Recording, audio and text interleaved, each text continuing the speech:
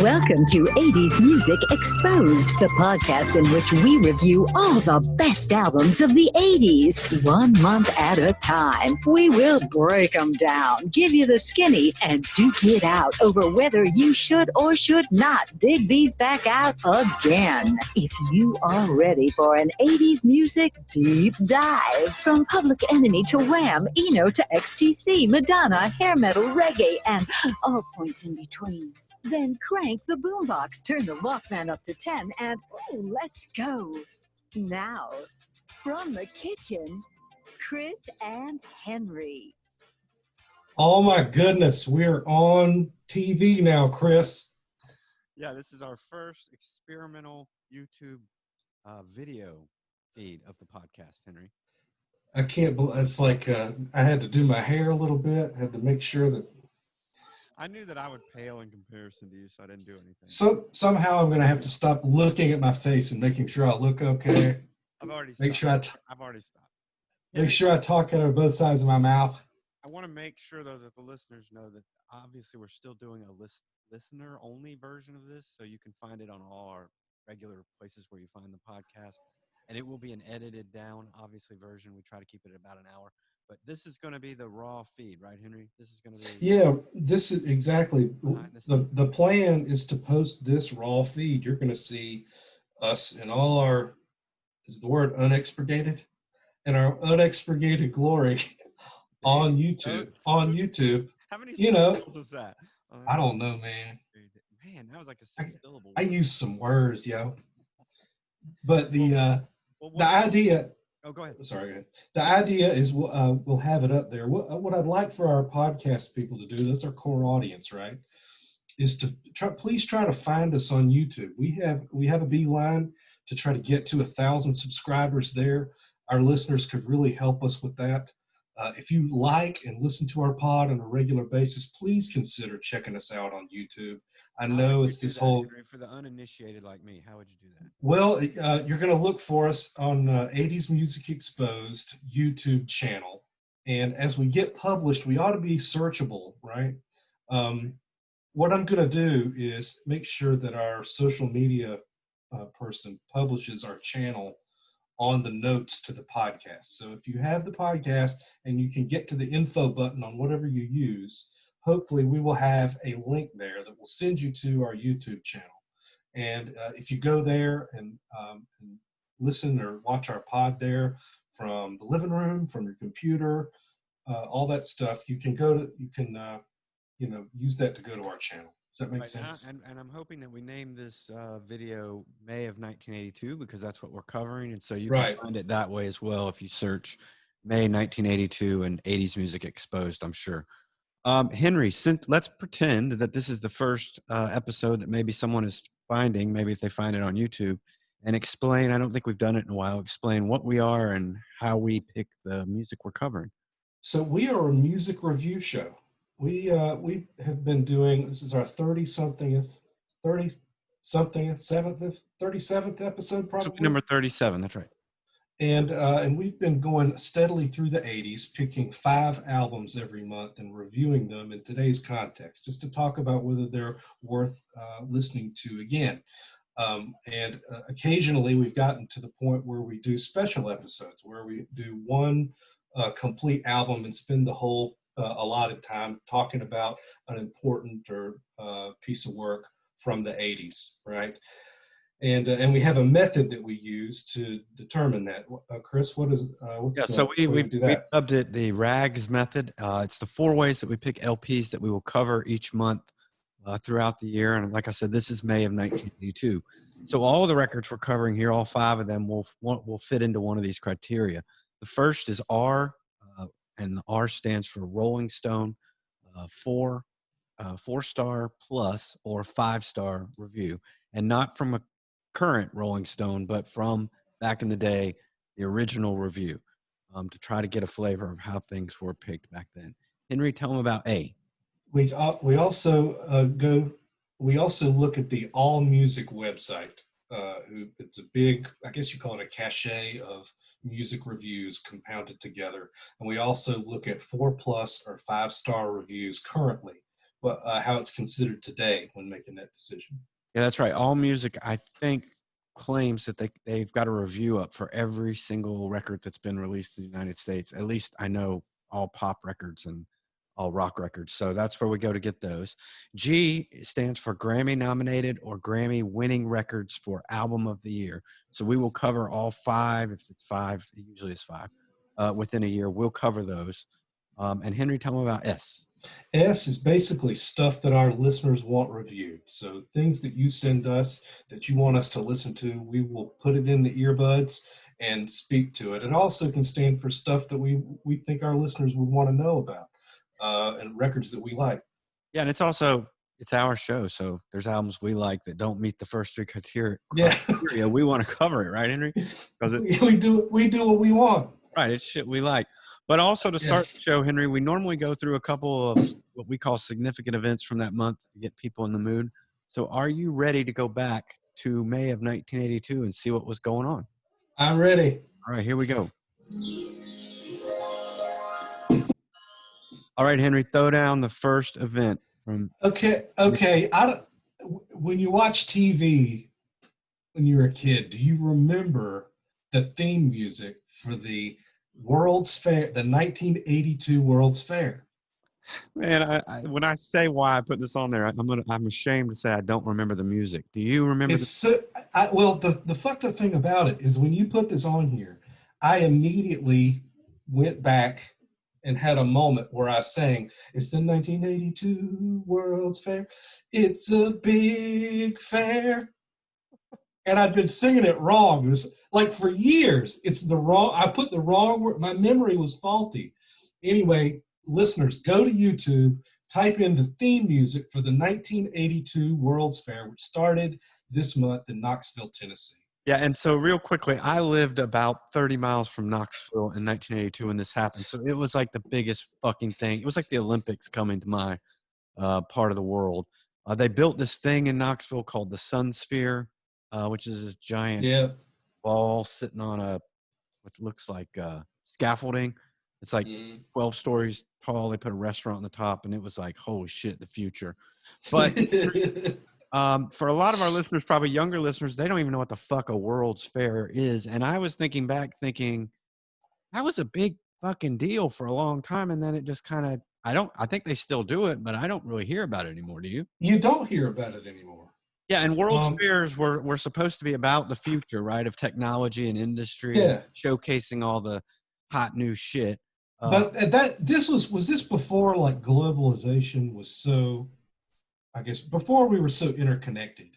It had the World's Fair was the place where we all like got together. Right. And I almost like Henry, I got a season's pass to this motherfucker. I was there all summer. And it was like it reminded me of like Epcot Center, if you've ever been there too. Yeah. It had like a pavilion for each country. It had my attention. I didn't get to go. Oh man, it even had like pin collecting. Like you would try to go around and like trade pins from the different pavilions and stuff. All the kids were running around doing all that kind of shit. So it was a big deal in my part of the world. I can only imagine. Something that's bigger in the to the entire world. IBM releases the PC DOS version 1.1 in 1982, and that pretty much revolutionized where we were headed with personal computer. Yeah, I mean, basically, from what I understand, IBM did not want to go through the time, effort, and energy of making their own operating system for the thing, so for their computer. So they gave it away, not gave it away, but or assigned it to Microsoft to do, and in essence, gave the world away. It seems like, you know what I mean? Those moments, yeah, where they just gave away the best part of what they had done.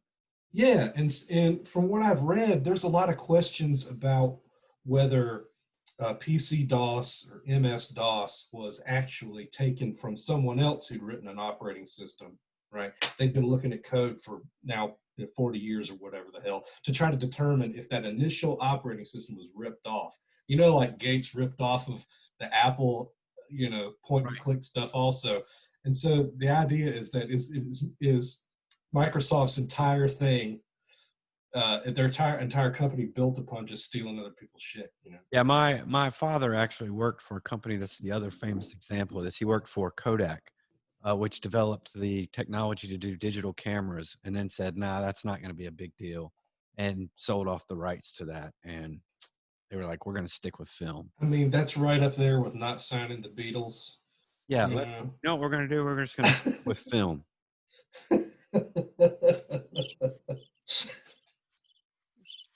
All right, Henry, we got one more. What is it? So yeah, the next one is the English landed on the Falkland Islands. Get off my fucking island.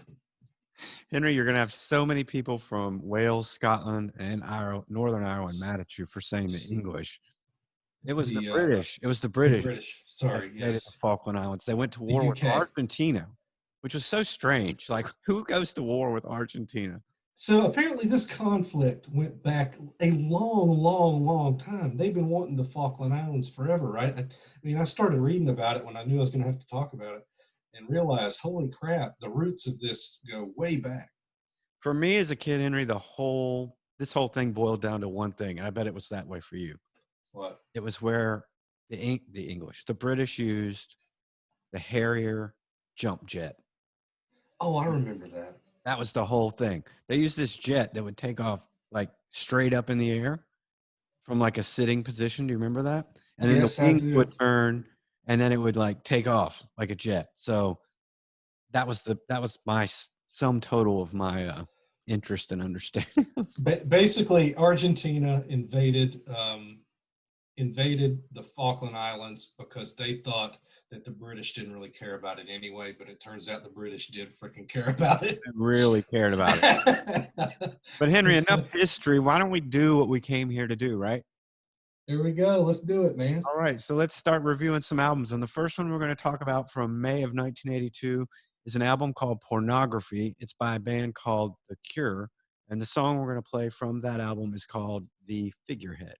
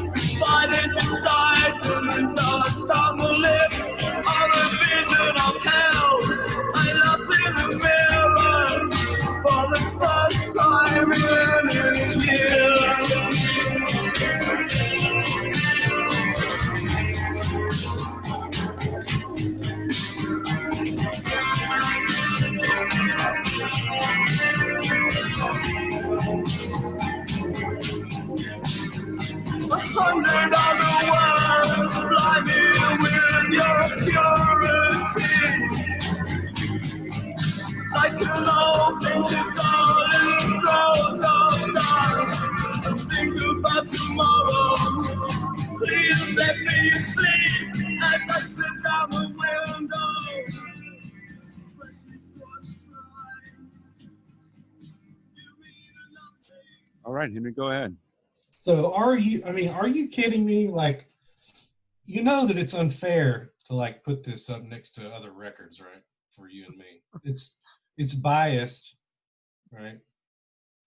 Anybody who listens to this pod knows, right? Let's just go ahead and get The Cure out of the way, right? This is going to be interesting then, Henry, because I'm about to rip this record a new one. I can't believe that. Really? Yeah, so I think what I'm going to tear it up for is exactly what I liked about it in the 90s when I was a teen, well, not a teenager. Did you read you're going to read my notes, okay. Mopey 20-year-old. I know where you're going to go. I've always found The Cure. I've always defended The Cure when people say they're too depressing and they're too mope rock and all that kind of stuff. because I always found them to be super cathartic. I was mistaken with this one. I found this one completely, almost impenetrably dark. Like now, I couldn't find a way in, and I realized that I've always lumped pornography in with Disintegration and Head on the Door, which to me are the proper amount of doom and gloom, but with a thing bottom to it. This has no uplifting bottom to it. If you want oppressively dark, heavy, impenetrable, depressing music, this is the album for you. And I'm not in this place right now. That's so interesting because, you know, I got into The Cure way out of order, right? I think the record I fell in love with was '89's Disintegration, right? And they already had pop hits before that. Yeah, they even had like kind of an upbeat record, like the Pop. Right. So for me, it was like Disintegration. And hey, by the way, Henry, if you want the real shit, go to Pornography. Right. So Pornography was like to me, in my mind back then, it was the rawer of the two. Oh, it's still the rawer too. I mean, in my mind, like the analogy I kept thinking of listening to this is heroin. Yeah. This is like this is But hard. it was like, but it was so perfect for me at the time. I mean, I was a very depressed, extremely depressed, like teenager, you know, at around 18, 19 years old. Probably I needed a voice to that. I needed somebody to speak to that in me, right? I'm assuming if you're listening to our podcast, you're you probably did too. In that mind frame, so this is going to be a great record for you. But so for me, it was Disintegration, and then Pornography, and then it was all the other stuff. Then it was the Standing on the Beach singles collection, right? That is the record that approximated everything that I just didn't have the time or access to, like Faith and 17 Seconds. I didn't have ready access to those. So that was my first look at The Cure, right? The critics at the time, from what I read now, feel like probably adult critics, maybe guys probably a little bit younger than us, derided it a lot too. Well, and let's talk about how it came about, Henry. It's the fourth album. And just by the way, just for context, the way I came to it, Disintegration was my entry point kind of with The Cure as well. But my second entry point was 17 Second. So I always thought there was like pre-pornography Cure and post-pornography Cure. But I never really like went hard into pornography because I was exactly like what you said. Like everyone told me, oh, it's almost funny the way it's named Pornography. It is like hard pornography. It's the hard one. But so this is their fourth album. It definitely takes a different turn than the ones before it. And a large part of that is what was going on with the band. So there was heavy, heavy drug use happening. With the band. I don't know if you read this, Henry, but basically they made it in like 3 weeks in the studio. Robert Smith was at the point so exhausted, so strung out that he literally said, it was either make this album and get all the bad shit out, or he was ending it. And he meant not the band, he meant like his life. Ending himself. Yeah. And so the band was in the studio for 3 weeks. They were living in the offices of the record label, sleeping there during the day and recording all night and doing tons of what they called, doing tons of LSD and drinking heavily. I believe even after this album, Simon Gallup, the bass player, checked himself into rehab and quit. And he left the band for a while because he was so fucked up. The reportedly, you know, when you can hear the severe depression, right? But it's that record. I mean, he codified that into a sound that 1,000 goth bands emulated, and to this day. Right? Well, that's the next thing. It's so influential because it basically, I would say it is the start of goth. Yeah. So I'll validate what you're saying there because, you know, it reminded me more of my younger self. I have a much more nuanced approach to the world emotionally than I did, you know, in my late teens, early 20s. But this record was important to reflect my strong feelings back to me then. So it's like I look back at it, not with like whether the record was bad or good, maybe for me now, but it's a remembrance. Like it's a Ratatouille. Like, oh yeah, I remember feeling that way. You know. Well, there was a couple things, Henry, I took from it from listening to it again that I didn't hear. I never heard when I was younger, and maybe it was my bias, but I definitely heard the influence it had on bands like the Deftones and System of the Down. Bands that I would Interesting. always have said, no, those are like metal bands. They're not influenced by The Cure. But really, to me, Pornography sounds very similar to, I believe it's called White Pony, which was is still the biggest Deftones record, and those early System of the Downs records. So I can see where they kind of spawned that kind of music as well, which I never really listened to. So that was interesting. I kept thinking of this over and over too, Henry, and I use this analogy a lot with movies. Um, I think Schindler's List is an amazing movie, but I don't want to Mhm. watch it. I've seen it. Yeah. Okay. Yeah. Pornography is an amazing album, but I don't want to listen to it. That's so weird. We have a different perspective of this record. Yeah, it almost made me feel like what you would feel like if possession was real. I was listening Well, and going like, I could see where someone would be like, there's shit going on in this you room. know what I thought? Yeah, you know what I thought about? My daughter. I thought, okay, this is like, this is some very broad stroke feelings that a teenager and adolescent would have about the world. You know, Well, can and you imagine though making learning how. you are super depressed and you're doing LSD and you're on your like 14th day doing LSD drunk and haven't seen this? Yeah. Oh my God. But I mean, so like for me, it still pierces the blandness a lot. I mean, that's what it was meant to do. It's so heavy or dreary rather, and like discordant, you know. It's thick, Um, man. It sounds like thick, heavy shit. yeah. But yeah, What do you want to get? Are you going to give it a thumbs up? yeah, thumbs up for me on this one. Yeah. Okay, I'm going to give it a thumbs down. And it's funny because I wrote thumbs down, even though it's probably a masterpiece. Yeah. Just too hard for me to listen to. And I always take the angle of should our listeners go back and listen to this, get a complete Sure. picture of the 80s? I don't want to torture some happy people. Turn this fucker on and be like, It's it. Yeah. I thought, I think it depends on like the reasons you listen to music. Like I listen to music because I like the way it reflects helps me. It's a ladder with which to hang my emotions on. And if I feel particularly dark right now, listening to a dark song makes me actually feel better. yeah, good luck with that one. If I do that, I'll go with Disintegration. Okay. Henry, tell us about our next record.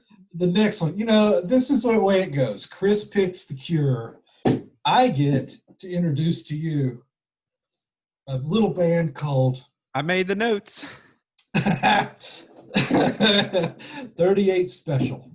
And the record's called Special Forces. And guess which one I'm going to play for you? I can only imagine. Caught Up in You.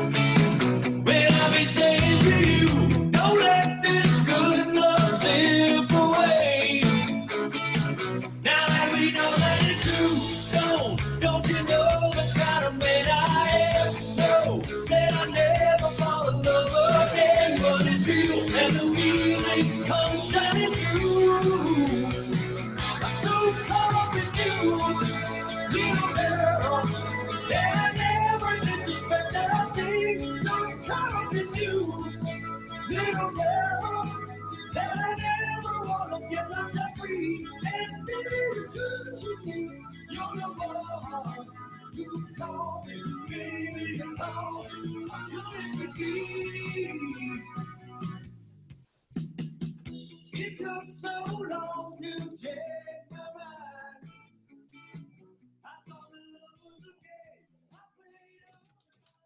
mind. I mean, you don't even really have to play the whole thing. Anybody who has been alive could probably sing every word of this song, right? It was pretty ubiquitous back at the time. We have never, I don't know if we have subconsciously avoided Southern rock or if it's on purpose. It is one of those things that I think goes to Henry, and I talk about this a lot on the show. There, we did have some preconceived notions about certain types of music back then. Yeah. And we try to stay away from that now. Like we both were not big fans of heavy metal, and I think Southern rock kind of fell in that. Yeah, and that's why when this came up, Henry, I was like, "Oh shit, we should do some Southern rock," because we've kind of shied away. We have a blind spot for that. Yeah. So so we're making ourselves deal with it now. 38 Special plays to me like Leonard Skinner Light or Leonard Skinner Jr. I know that the guy that was in Donnie Van Zant is in this band, the little brother of the other Van Zant that was so important in Leonard Skinner. Right. But this band had 2 lead vocalists, right? This is their 5th album. I haven't listened to it. He was Johnny's little brother, by the way. Johnny Van Zant? Johnny Van Zant, yeah. Okay. And so you can tell how we're trepidatiously treading on Southern rock history because we don't know it that well. But go ahead. Well, I mean, we live down here, so our whole perspective of Southern rock has always been like. Okay, let me start with this. My first, when I was that age, my first thought was this: what makes a Southern rock band? They have to have 2 drummers, right? I don't know why. You thought they had to have 2 drummers? It always baffled me. Like the Allman Brothers? The Allman Brothers had 2 drummers, and I never could figure out what the fuck that was about. And then I was like, so is 38 Special Southern rock? Because I think they only ever had 1 drummer. But there was a band that came around, Henry, that was regional, that came around the South a lot. That you probably remember, and they had 2 drummers. So I always thought they were Southern authentic. And they were called The Creek. Oh, yeah. You remember that? And they had T-shirts that called that I'm a Creek Freak.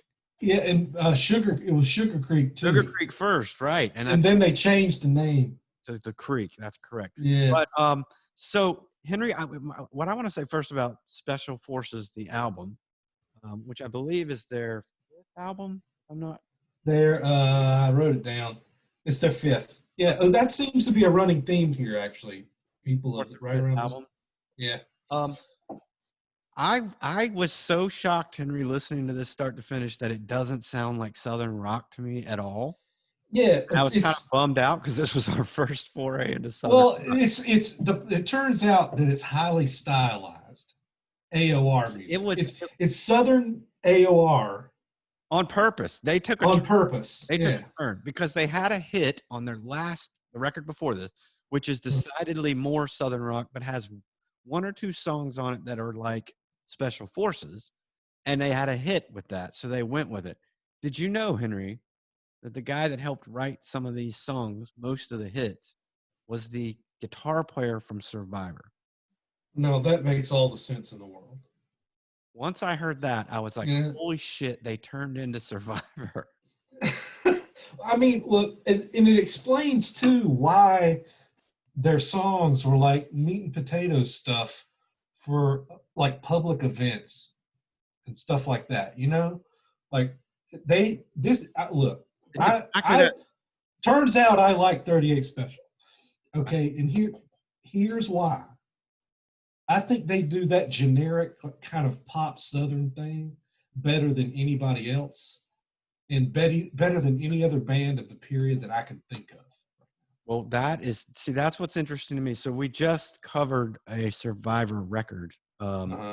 And I was amazed because I think this is a better Survivor record than a Survivor record. Really? Jim Peterick is the guy's name. He co-wrote Hold On Loosely, which I think you might remember from their last record. Yep. So I think Jim Peterick should have joined 38 Special because 38 Special is a better band. I agree with you. This sounds like better AOR arena rock than Survivor, which was the standard of AOR arena rock. And one thing that the listeners ought to know is that, yeah, 38 Special is now like playing, they are not even the same band. The Van Zant guy's gone. That Don guy, who they had two lead vocals. Don sang this one. Donnie sang some of the other ones. Right. But anyway, they were playing arenas. I'm talking 10,000, 20,000 people, you know. So well, they weren't. I found a YouTube interview with the singer Henry from the time, and that's what he called them. He said they didn't like to be considered Southern rock anymore. They were arena rock. Yeah. So this was on purpose. They were made for that Midwestern tour, you know, that tour. Yeah. Crisscrossing the Midwest and hitting all those little civic centers and stuff. So I'm saying, without having the skill set of like Toto. Oh yeah, don't go there.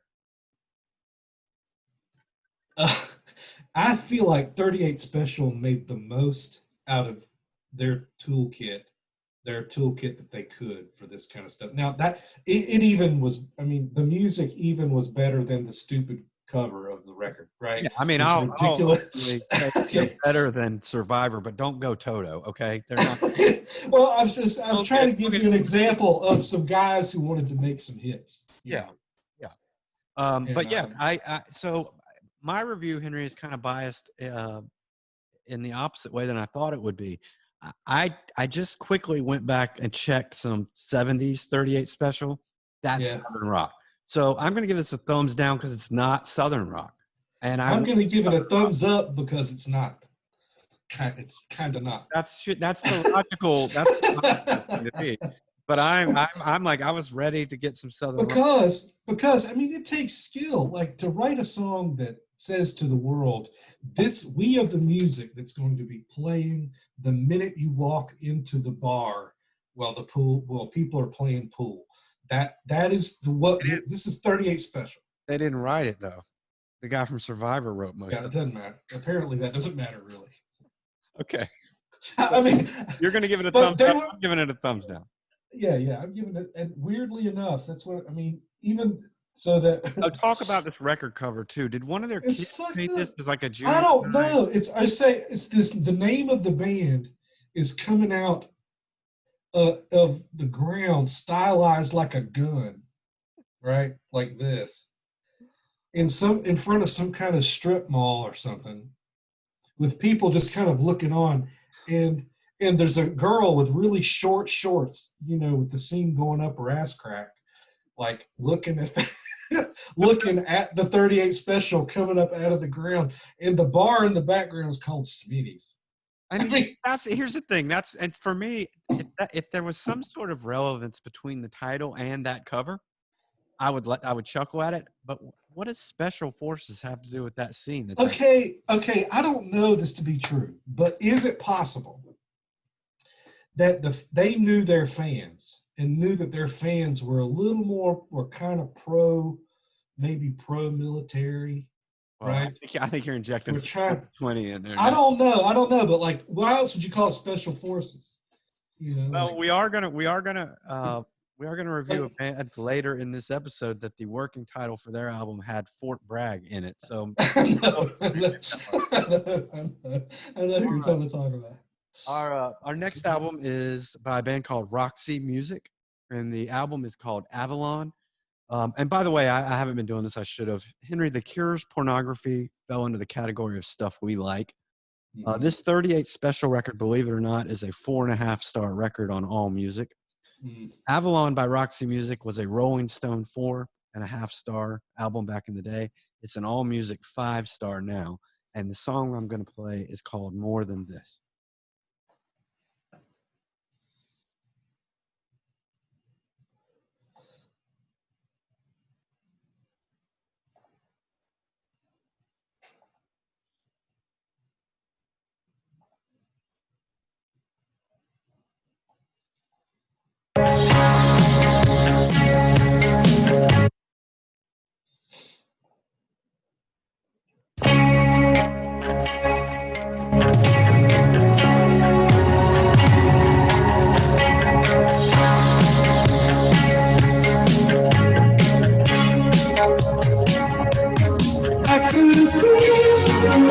the time there was no way of knowing what would be till the night begins and glowing as free as the wind, hopefully learning what the sea of the side is no return.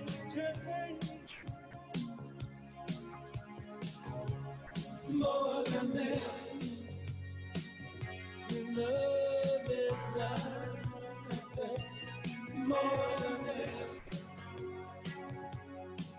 Tell me more than that. There's nothing.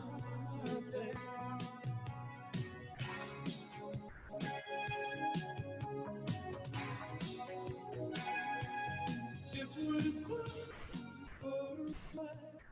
There was no way It was bound to happen, Henry. I was going to botch one of these songs. Box them? I was going to botch one of these songs, bringing it in. Oh, okay. Those of you that are listening on the just audio version, that's the shit I cut out. For you guys getting the raw feed on YouTube this first time. You are fuck ups and everything. And all, yeah. Hey. So, what do you think about this one?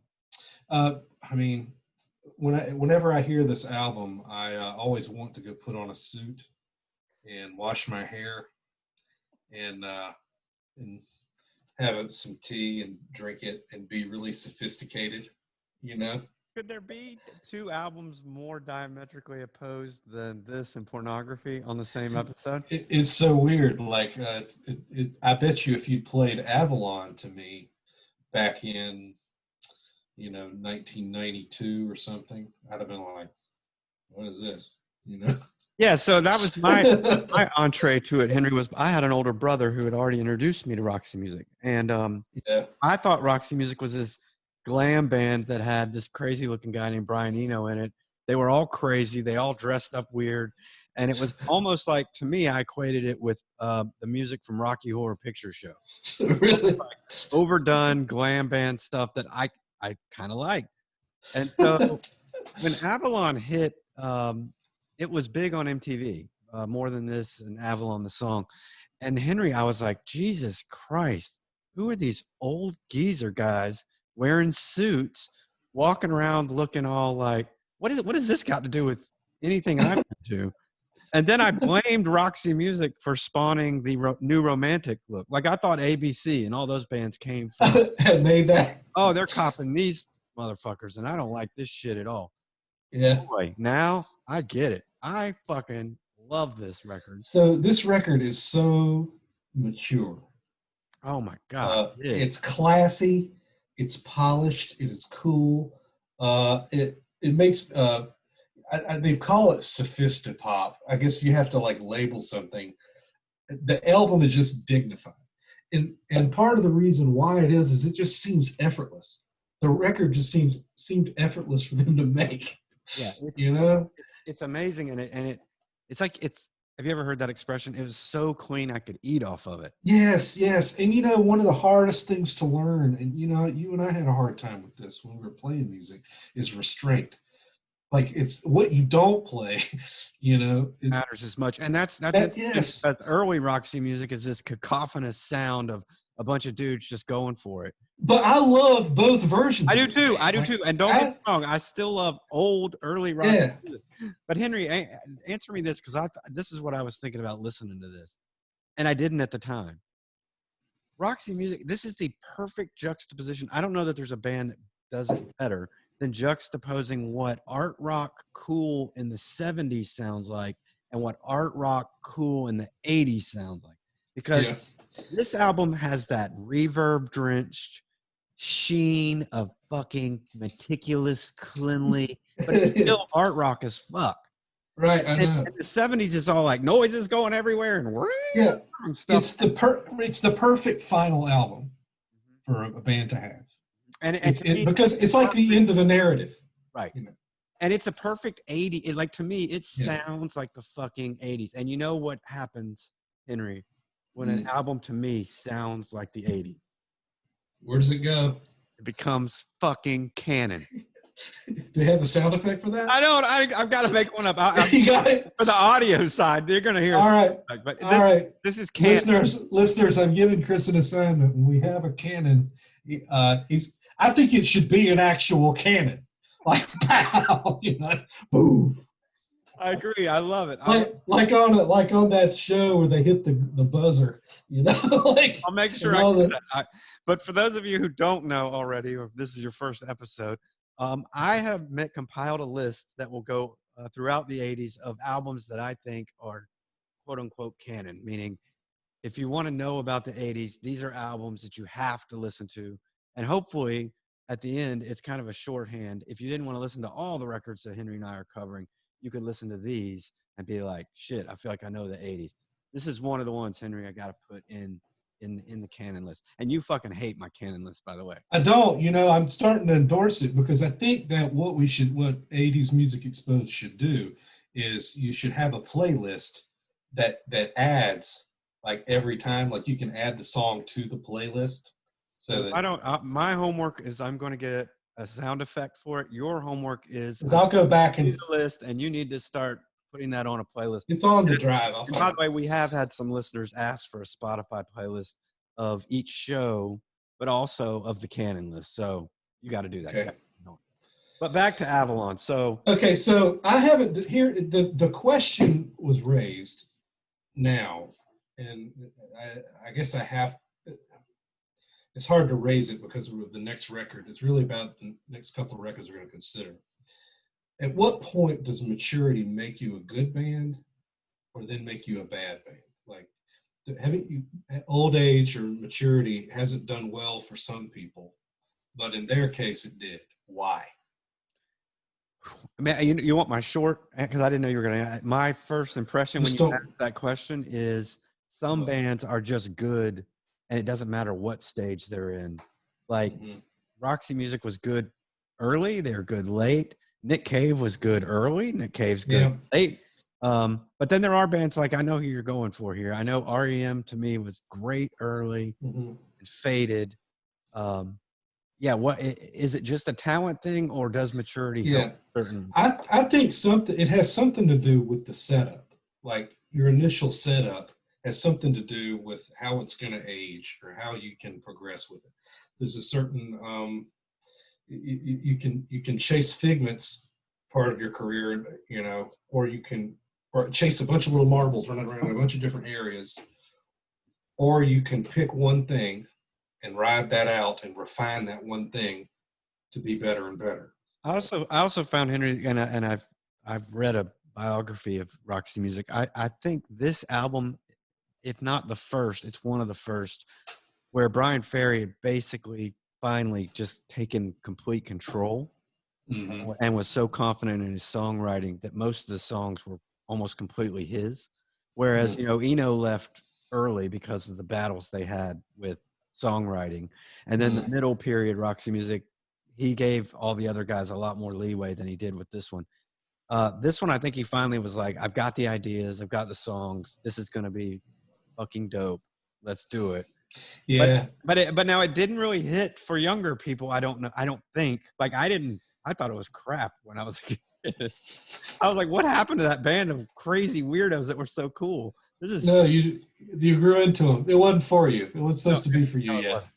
But that's an album bomb. Wait for 20 years. But think about it. Like what you just said about Pornography, is that you were really comfortable with the way Pornography played out when you were younger. Now it's less so.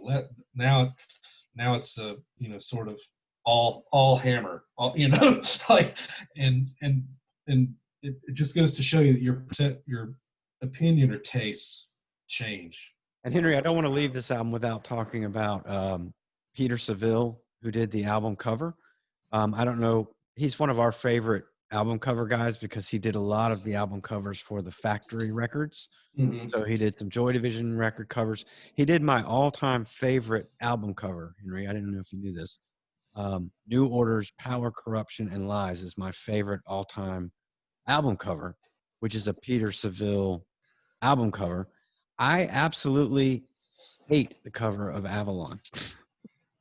It's weird because a movie still from like Excalibur. Remember that movie Excalibur? no, it looks like Avatar or something. Yeah, it just looks like garbage to me. But I didn't know I had that in mind, so maybe it's not as bad as I didn't know that this Brian Ferry wrote these songs as kind of a concept record around the King Arthur myth. Did you read that? I knew there was a loose sort of narrative at work about that. Now, the last album, the last Roxy music album before this one is not as good, but it's got an awesome Peter Seville album cover called Flesh and Blood. Do you remember that album cover? I do, yeah. Hot girls in the togas throwing javelins. Yep. Yeah, but they'd also had hot girls. There's another hot girl. Oh, I know. They have that one iconic. I don't know if he did that one. I know he didn't do that. You know who did that album cover? Who? I always love to tell this story. That album cover, This Guy Leads a Charmed Life, that is just a photograph that Brian Ferry actually took coming up from the beach one day, and he met those two girls, took their picture, and that ended up becoming the album cover, which if you know what album cover I'm talking about, you'll be like, man, that guy, that dude's living a charmed life. But, so, Henry, are you going to give this one a thumbs up or a thumbs down? Yeah, and I want to mention Phil, because we're not going to talk about Roxy music again. This is it unless we're going to do it. That's right. Yeah. We're talk about Phil Manzara's guitar work. I mean, there are no words. But it is very restrained too, like you were saying. It's all in the perfect spot. It's not like one thing I'll mention is I did read that more than this, they did a poppier version of that song, but that Brian Ferry got frustrated with it and said, no, we're not going to do this. Yeah, and I've read something too, Henry, that they kind of stole a little bit on this from Bob Marley, because he was recording in the studio downstairs, I believe. So if you hear, it does have a little bit of a reggae kind of lilt to it that I don't was in the more poppy version. Also, I don't know if you read this, but the girl that does the background vocals on the song Avalon, she was Haitian, and they had brought her in the night before because someone told them that they needed a backup singer and they didn't have anybody, and that she was near there where I think they were recording at Compass Point in the Bahamas, but I'm not sure. She didn't speak any English at all. So they spent like 2 hours teaching her the English words for the background vocals, and then she just crushed it and then left. She didn't know who Roxy Music was or anything about it, which I thought was fascinating. That's great. Yeah, it's great. It's really cool. All right, give us the next album. Okay, so the next record we're going to consider is a band from Tulsa, Oklahoma called The Gap. Sorry, try that again.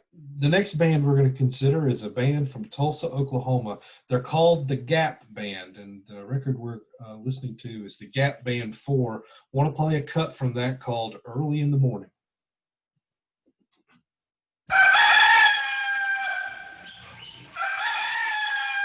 Okay.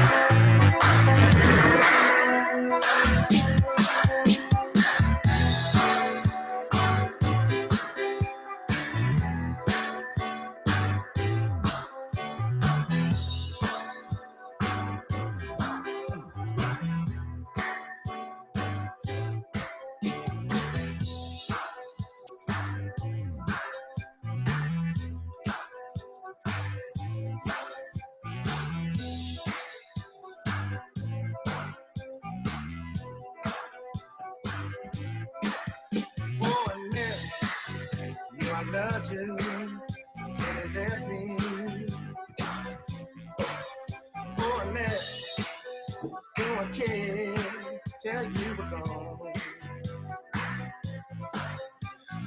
I was young and foolish, knew what I was doing. I didn't know I lost what took on. going next. You are loving, you are gone. So I gotta get up early in the morning, find love. So I gotta get up early in the morning, find love. So I gotta get up early in the morning, find love.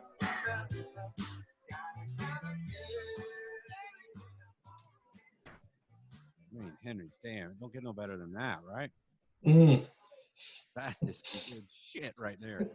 So the Gap Band, they initially they were going to name themselves after 3 streets in Tulsa, Oklahoma, Greenwood, Archer, and Pine Streets, and they were going to call themselves the GAP Band, but because of a printing error, those guys took the thing out and they just became the Gap Band, and it stuck. So Gap Band 4 is not their 4th album; it is their 6th record, because they did 2 records back to back called the Gap Band. So that's important to know. So these guys, it's not like they're not spring chickens here, okay? They're also brothers. They're all Yeah. brothers, which is important to note. But my initial thought on this one, Henry, was if it ain't broke, don't fix it. And that was their thought after Gap Band 3, because they had some hits. So they just fucking went back in the studio and said, let's do it all over again. And I don't know about you, Henry, but as a kid, I always got them confused with Kool and the Gang. Yeah, they had a. So and they had, I find they had it better than both of those. I love this record. I thought it was great. I agree with them. If it ain't broke, don't fix it. This was good stuff. I'm enthusiastic, maybe not as enthusiastic as you. They were shepherded by this guy named Lonnie Simmons, right? Who I think helped make them what they were. He's the one that came in on Gap Band 3 and started helping making them what they were, right? So my impression with it is this is a party band, right? And so in my mind, I'm thinking, if you can take yourself out of the headphones, like if you can take the album out of the headphones and imagine yourself in a big room dancing, rubbing up next to people, right? Or you can do that with your headphones on. Yeah, with the alcohol flowing and with the bass kicking you in the back and urging you forward and all of it. You follow what I'm saying? I'm about to get naked if you can around the room. If you can put that in your mind, if you can imagine listeners doing that, then you'll know why I'm enthusiastic about the album. It's not, for me, it's not a sit in your car alone kind of record. It's R&B with some funk elements into it. It's meant to be danced to, right? I think it's perfect both ways. I think it's the album when you look over at the guy sitting in the car going to work and he's bopping along. You're like, what's that guy listening to? It's probably the Gap Band. I just feel it's way too sexy to be listened to alone. That's my thing. Like, Henry, some of us only get sexy alone. I am recommending Gap Band 4 for that project. So, unlike Rick James, these guys are sweeter than him. That's the thing. Rick James seems too dirty to me. Yeah, he makes you feel. Yeah, these guys, you feel good about doing your thing, like moving your hip for a second, because you don't feel comparison. Yeah, you feel okay. You feel okay about moving your hips. You don't feel like a fucking predator, right? Right. And then, like that's what I'm saying. Something about the Gap Band gives you permission. I don't know how to explain it. I know it's because they're sweet. And I don't mean this disparagingly, but it's like wedding funk. Yeah, exactly. And Rick James is not wedding funk. Rick James is like it's like the message is like, hey, it's a party. Let's all party together. Rick James is like, I want to get you. I don't want to do that. You know what I mean? Something illegal is going to happen. Yeah, something illegal is going to happen. I will. So that's what it accounts for these mixes that are really long. Like to me, like some of the songs, if I didn't think of them as a party band, it wouldn't work because there's 6. Like this one, I don't know. I think this one probably stretches out to 6 minutes or something. Yeah, it does. But again, I see where you're coming from, because a lot of times party music, you never want it to end when you're dancing. Yeah, yeah, If yeah, you're in your car, you're like, okay, I like this, but this is 6 minutes long. yeah. I kind of get that. I feel that same way, Henry, about a band I really like too called Chic, which I'm like, Mhm. if I'm listening to it at a party or something, I'm like, they are awesome. And then if I'm listening alone, I'm like, damn, these songs are long. But what really I did not know this song. Early in the morning, I did not know. I'd never heard it, You but never I early in had the morning? no, I don't know. But I had heard You Dropped a Bomb on Me. Like I knew that one. Did you know that this one was actually the bigger hit? Because I was Yeah, trying to I figure between the it's two like which one to play, and I was like, it's this is like why have I not heard this song? You yeah, know, it was weird. But that's not even the best song on it. The best song on the record is the last track because I feel like that's the one where Lonnie Simmons says, "Hey, just do what you want." what is that one called? I can't remember, Henry. It's oh shit, I didn't write it down. I'll look it up. Tell me. But it's It's called Talking Back. yeah, that sounds right. But that's the best song because I feel like this is them. You know, they made they made their very calculated dance record. Now go be a funk band for be a funk band. Drop it as hard as you can right here. Well, unfortunately for the Gap Band, this is the end of the great times because Gap Band 5 did not do as well. Yeah. I think they went to the well one too many times. But it is interesting, Henry, that you said, I'm looking at the song links here. That last song, Talking Back, and the very first track, Early in the Morning, are the two longest at 6:42 and 6:30. There's only one song that you would quote unquote call 80s radio top 40 singles length, 3 minutes and 18 seconds. There's only one of those on the album. So, and I don't think it was even a hit, called Outstanding. But Early in the Morning, and You Dropped the Bomb on Me. You Dropped the Bomb on Me is 5 minutes long, and it was a hit. So definitely. And so I felt like Grandmaster Flash was sort of trying to do this kind of jam that the Gap Band had probably perfected. It was almost like the Gap Band seemed like the kind of band that you would want backing you up if you were Grandmaster Flash with that album, what he was going for. It would have been cool if he'd brought the Gap Band in. And I have to say, Henry, I hate that I feel this way, but not feel this way, but think about it this way. But all of those bands, I'm always surprised, like Commodores, who's the other one I'm thinking of? Kool and the Gang. I'm always like surprised to find out that they actually play instruments for some reason. I always think of those guys as just dancing like the Jackson 5, but that band played all the instruments. So they find I did read that they hung it up. One of the guys passed away recently, like in the last 10 years, I think.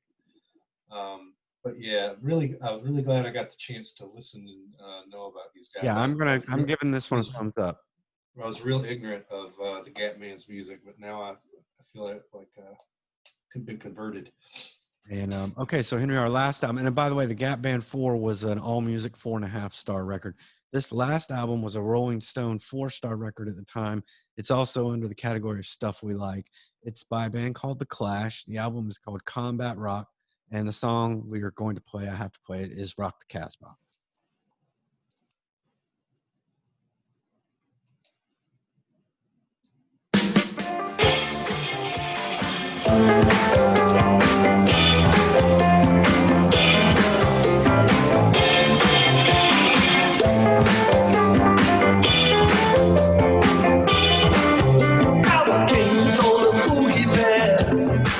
You have to let that rock drop.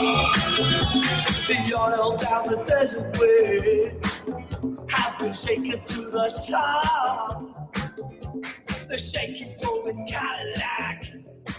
He went cruising down the hill. The prison was a standing on the radiator grill. Shawty, don't like it. Rock the Casbah, rock the Casbah. Shawty, don't like it. Rock the Casbah, rock the Casbah. By order of the prophet, ban that boogie sound. Degenerate the faithful with that crazy cat. So again, these guys were on record number 5. That seems to be a thread amongst some of the ones that we are choosing today. This is the follow-up to their triple album Sandinista. Whew, that one was a load. Which is tough. You and I we had a split decision on that one. You liked it, you disliked it, I liked it. And I think, Henry, that a combat rock is a direct reaction to Sandinista. I think they were all like, "Shit, we need to get back to being the Clash." Like, yeah, they still had a lot of material though. Yeah, and they did cull it down to one album. But did you see where they changed back to their original manager? They fired their manager and hired the original guy back. And you know what they said the reason was? He provided a ton of chaos. Yeah. I love how they were like, that's why they probably fired him in the beginning. And then they were like, fuck it, we need the chaos back. Yeah, we needed the chaos. Things are getting a little too stale and predictable here. Right. And also there was some bad blood going on in the band at this time. I believe this is the last album with the original lineup altogether. Yeah, Topper Headon was kicked out over drugs right after they quit, after they stopped this record. And also Mick Jones was kicked out.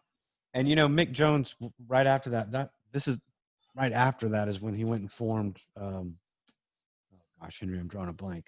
Big Audio Dynamite. Thank you, Big Audio Dynamite. I am sad. It's sad of me to say this, but I knew him for that when it came out as a kid, almost as much as anything but this song. So to me as a kid in 82, they were like a one-hit wonder. I didn't know anything about the Clash except Rock the Casbah because it was on Top 40 radio. Combat Rock was actually the first Clash record I heard. Me too. It was the first, not record. It was the first tape I heard. And I had it in the 90s. I bought this on vinyl, listened to the first side, and immediately bought London Calling after that. Which again, I love. I'm going to say I like this record a lot, but I love London Calling. I think it's a better record. But Henry, it's a really good record. It is, but you know, like I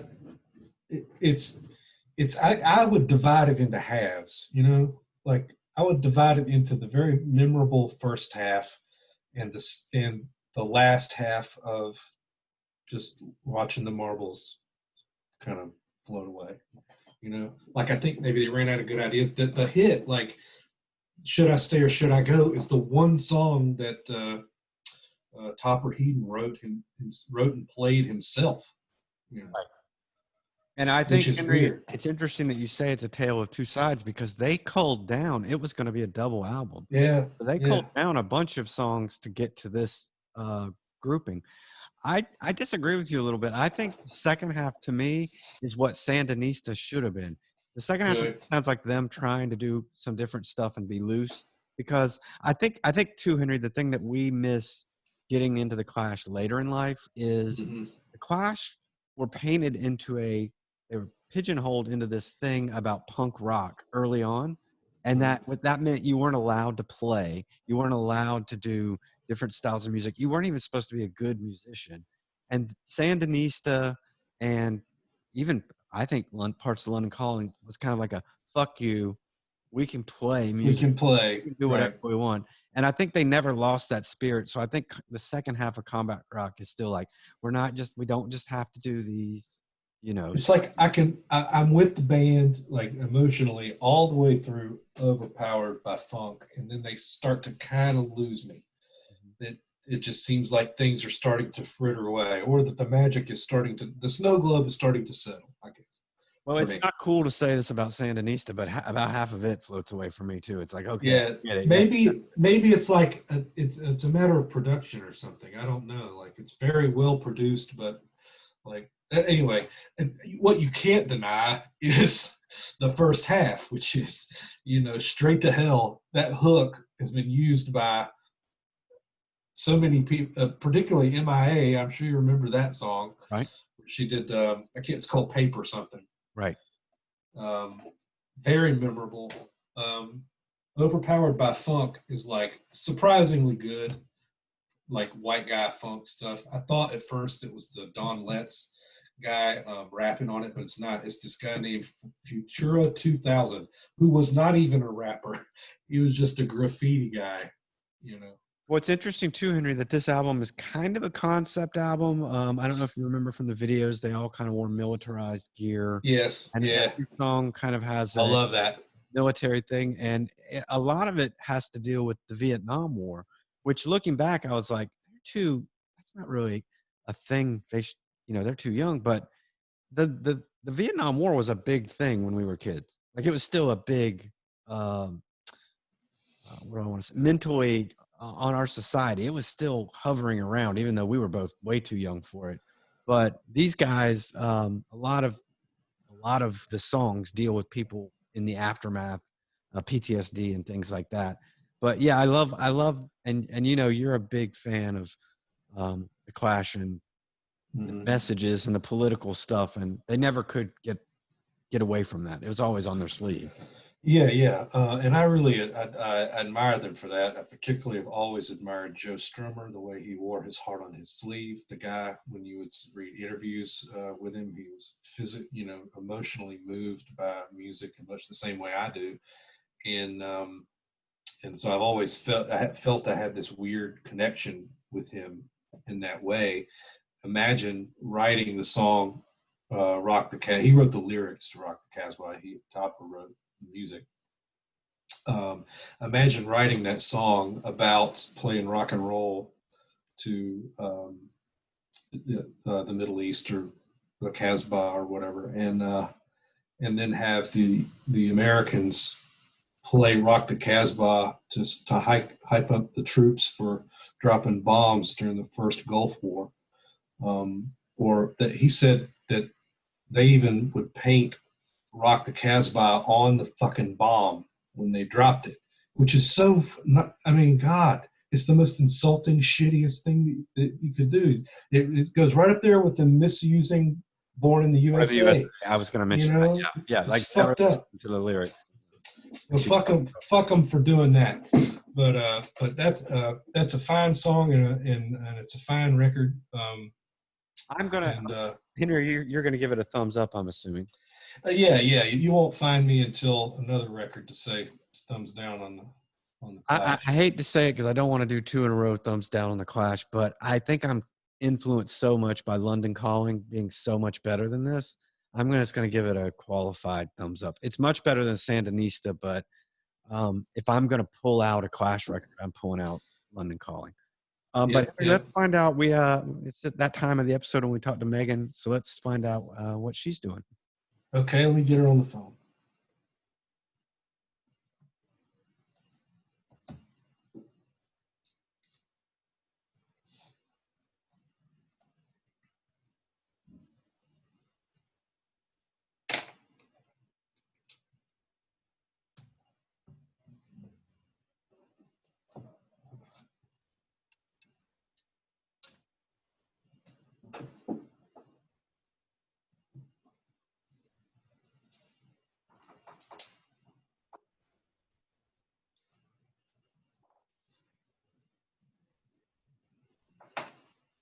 80s Music Exposed is brought to you by Odorex.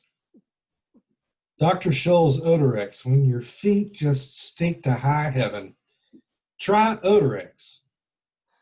Oh, I hope they do actually sponsor us for that, Henry. That free plug for Odorex. So if you're a regular listener, normally in this part of the show you would hear bumper music from Megan. You wouldn't have to sit through waiting for her to call in. And you wouldn't get all this exciting stuff like Henry, behind the scenes stuff like Henry. Are you going to use the Odorex, Henry? Are you going to demonstrate it, or are you just? Here we go. Oh man, this is gonna move. This is gonna move. I don't even know what you call it. What do you get when you get views? This is gonna get us some views. Go ahead and pull the socks and shoes off and throw some Odorex on there. Why are you doing that? That'd be terrible. I used to say I could talk Henry into anything, and I almost did right there. I would have done anything for clicks and views, man. Clicks and views. All about some clicks and views. Hercules, Hercules. I wonder what ads they're going to put up in our. I can't wait to see. Can't wait. I wonder if we have to get. She'll be here in 5 minutes. Okay. To see what kind of ads they decide to put in the middle of this. So I'll tell you while we're waiting. YouTube, as long as we're adding additional value to to the content that we're putting in, like the song, that's how these guys are able to get away with their reaction videos, right? So I'm not lobbying to say let's put the whole song in, but I don't think we're in trouble. But when you get a chance, would you call what we do adding content?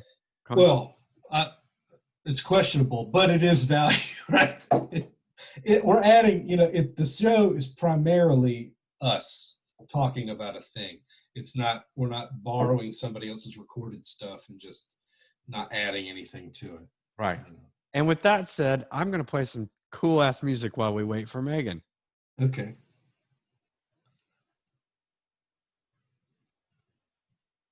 Not that we would ever just use somebody's cool ass music to get over. We have to be critical of it when we use it. All right. Be critical of this.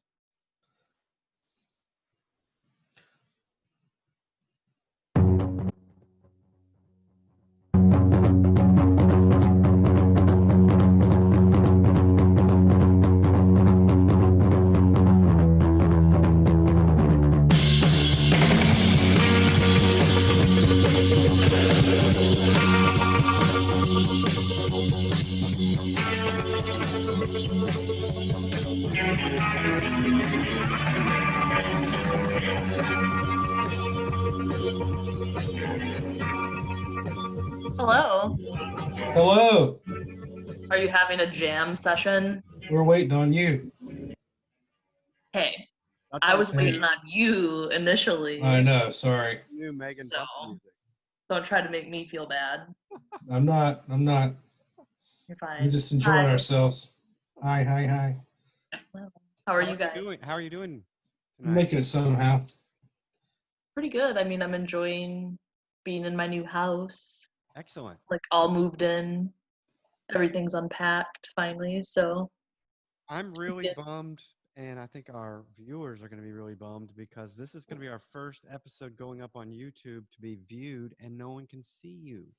I know. Right. Well, I saw that in the notes, and I was like, oh, well, I'll change that. But yeah, that can easily be changed. I just didn't know. I'm sorry. It's okay. You'll be a mystery. We'll tease it, Yeah, who am I? Who is Megan Therese? I like your sunflower painting.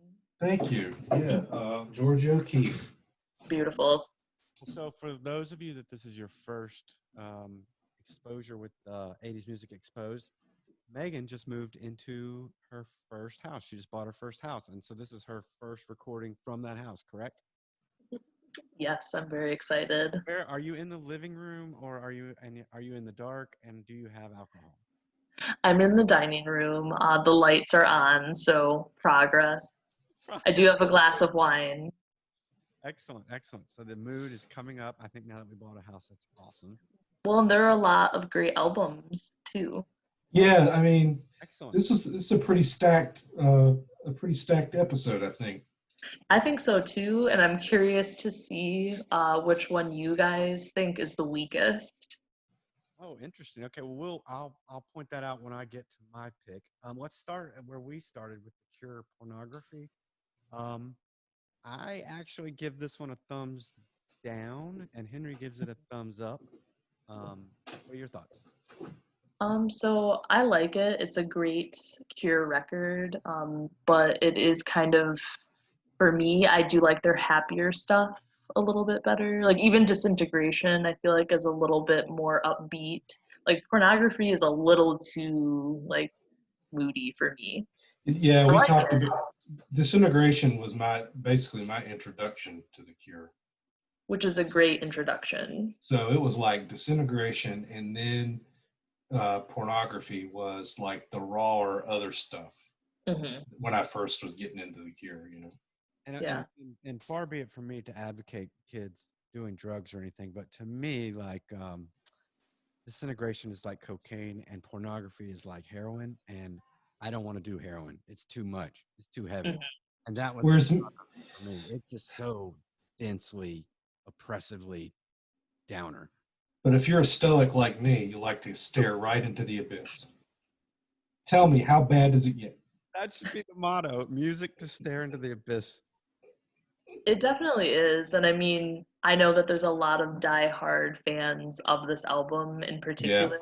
Like, I feel like it has a very lauded or whatever reputation amongst Cure fans, taken very seriously. I agree. I think you could say it started goth music and it's like revered. So I get it, but it's just too much for me. What did you think of the album I disliked the most? 38 Special Forces. So that was my suspicion, as far as the one that you would pick as the weakest.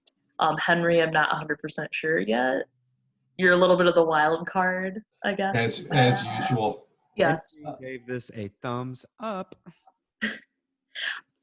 Yeah, I mean, I'll be honest, there are a couple of good 38 Special songs. They're catchy. I know. I love how you have everybody that likes 38 Special songs has to qualify it. It's almost like you're Well, okay, at first I thought you were gonna say people who like 38 Special, and I was like, do not lump me into that category, which totally just proved what you're gonna say. Like, people who say anything good about it, they have to be like, but I'm not a fan. Whatever, you like 38 Special like I do. Yeah, I mean, it's like fun, stupid music. That's a great And way. there's nothing wrong with that, especially Yeah, after yeah. listening to Pornography. Lighten There up a you go. little bit. Definitely the opposite of pornography. That's Oh my God, yeah. Yeah, opposite ends of the spectrum in every way. for sure. Mhm. What did you think of Roxy Music Avalon? Henry and I both were thumbs up on this one. I was gonna say, if anybody thumbs down that record, we can't talk anymore, because this album, like, I like a lot of Roxy Music albums. Like, I'm definitely a fan, so I'm heavily biased. But like, this album's like perfect. It's so atmospheric. Like, I just think it's like Roxy Music at their best. Yeah, it was interesting. I was very interested in what you were going to say about this one because I think when I was younger, I had an aversion to it because I liked early Roxy music because they were much more wild and like They're weird. and weird. Mhm. Like, and then this was so controlled. And when I was a kid, they seemed old to me when I was a kid. I was like, oh my God. Yeah. Yeah. They got suave. Yes. Yeah. Got refined. Yeah. It's so good now. Like Yeah, they make me want to have put a suit on and have tea, you know? Well, Like, and when I saw Brian Ferry last year, when concerts were still a thing, he was like wearing the suit and like very dapper, and like there was like a full band, like it was all very like put together. And don't I you mean, I love think it's old cool, but they like dress appropriate and look cool yeah. as they get older. Like he just Mhm. looks perfectly age appropriate. Oh Yeah, yeah. make some effort, you know? Well, and I think like Brian Eno looks more normal now than when he was younger. Oh Like, God, yeah. he was bizarre looking. Now he just looks like a normal person. Right. What did you think of the Gap Band? Henry and I both liked this. I like the Gap Band a lot. Like, they're like, I don't know a ton of their music. Like, I mean, I'm sure that they probably like watch. They're one of those groups. They have like 12 albums, and like I just didn't really like. You don't know that they were as big as they were. Well, Maybe Henry, that's not the I didn't case. know this. Gap Band 4 was their 6th album. Yeah, See, it was. yeah, that's what I'm saying. It's like, they had like a lot of success, but like somehow, I mean, I think it's because maybe they were a little more attached to disco. And as like the Yeah. 80s went along, people totally didn't want to be connected to disco as much, maybe.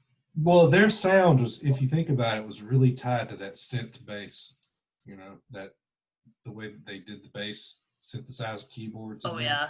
And I so- could hear it in my head right when you Yeah. mentioned it. It's so amazing, though. It's like I hadn't thought about that, but that could be why public attention strayed from them because they were so tied to that sound. I think so a little bit. I mean, because they're super talented. Like, I really like this album in particular. Like, it's fun. What did you think of the final record, Combat Rock by The Clash? Henry gave it a thumbs up, and I gave it a thumbs down.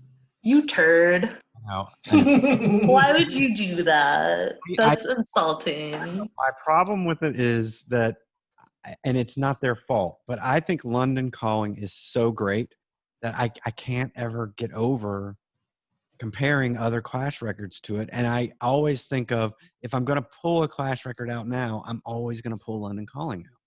Yeah. What did you think, Megan, about Combat Rock amongst all those records?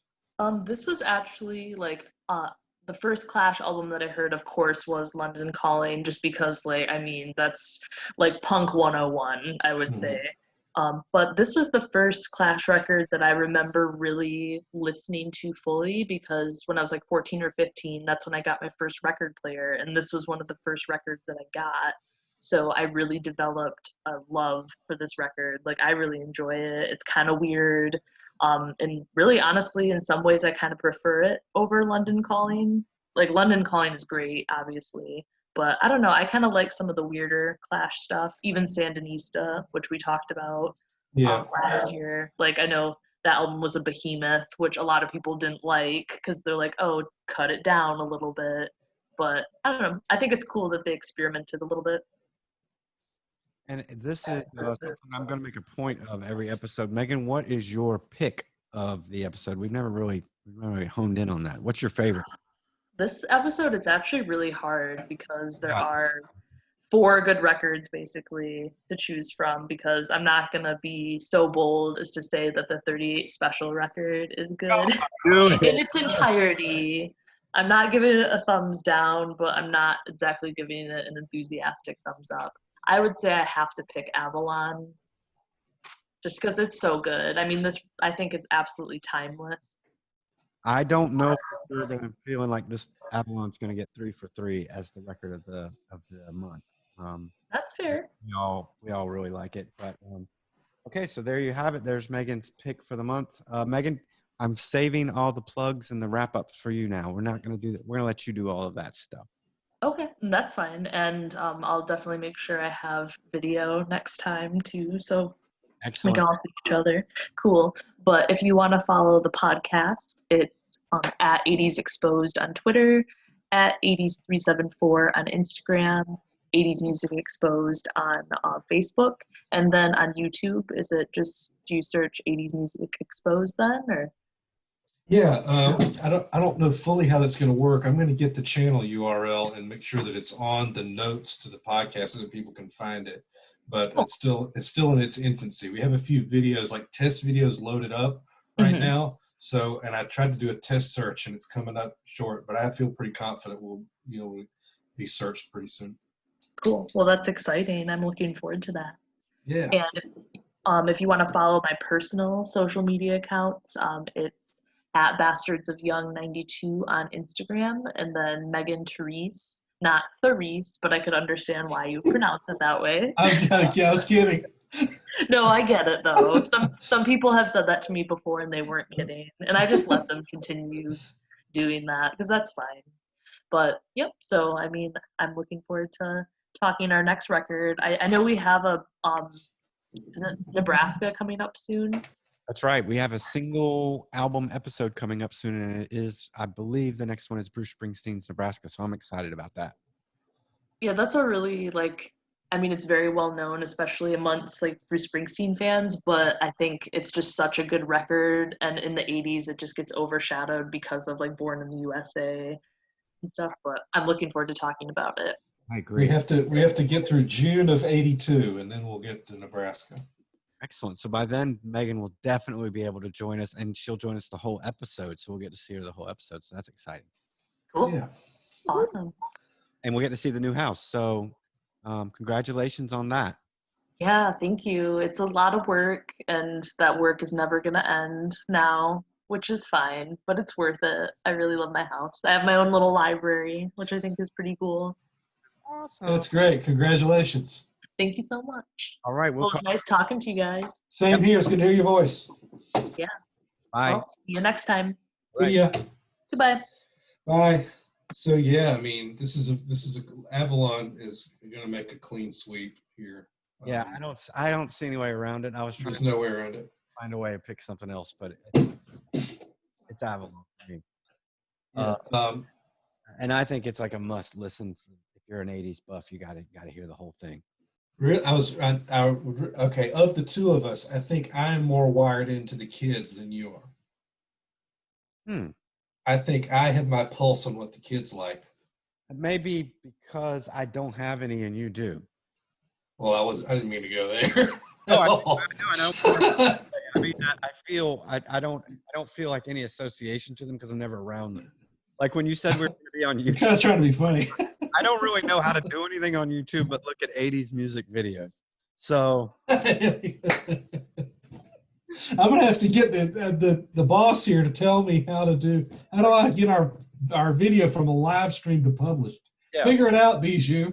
But I will give you credit that you and Megan, your tastes line up a lot more than mine. A little bit. I do find this funny though, Henry, and that you may think of this. We consider Megan to be a youngster, and I think she's in her 30s, right? So isn't that sad? Tell us where we're at. But we thank everybody for tuning in. This is our first video one. Yeah. In it, and we're going to work that out and try to streamline it as we go along. But hopefully we added some new folks, and you'll stick with us as we go forward into 1982. Right. Listen to us on Spotify and Stitcher, and hopefully now YouTube. Please share it with your friends. Right. Sorry, say it again. iTunes as well, right? iTunes as well, or Apple Podcasts, right? I don't know. Did we mention your Twitter handle, Chris? No, it is at TCI Duke, and yours, I believe, is at Hank G-E-E, Hank G. Yeah, HANKGEE. It's and look forward to seeing you next time, Chris. Guess what? All right, Henry. Say it again. I say, please hit us up. We'd love to talk to people. Absolutely, please hit us up, Chris. Guess what? What's that? I made you a mixtape. That was a good